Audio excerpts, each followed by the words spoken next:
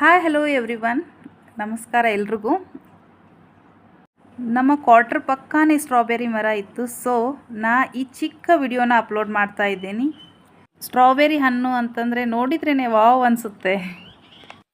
ಈ ಹಣ್ಣು ನೋಡಲು ಬಹಳ ಆಕರ್ಷಕವಾಗಿರುವ ಹಣ್ಣು. ಎಲ್ರಿಗೂ ಚೆರಿ ಹಣ್ಣು ಅಂತ ಅಂದರೆ ತುಂಬ ಇಷ್ಟ. ಇದರಲ್ಲಿ ನೀವು ನೋಡ್ಬೋದು ಲೈಟ್ ಮತ್ತು ಡಾರ್ಕ್ ಕಲರ್ ಚೆರೀಸ್ ಇವೆ.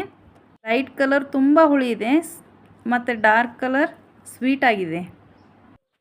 ನೋಡಿ, ಈ ಹಣ್ಣನ್ನೇ ಕೇಕ್ ಮತ್ತು ಕುಕೀಸ್ ಅಲಂಕಾರಕ್ಕೆ ಬಳಸ್ತಾರೆ.